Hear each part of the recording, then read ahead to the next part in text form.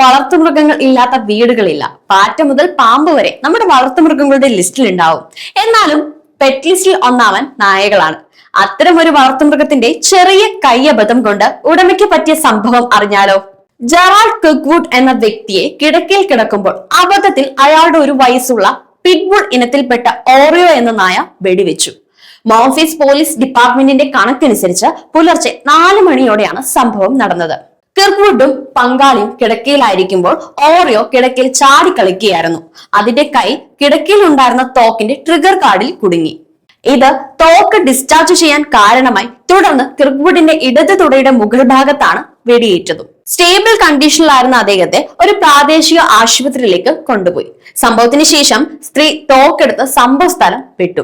പിന്നീട് പോലീസ് സ്ഥലത്ത് നിന്ന് ബുള്ളറ്റിന്റെ ഷെൽ കേസിംഗ് കണ്ടെടുത്തിട്ടുണ്ടായിരുന്നു.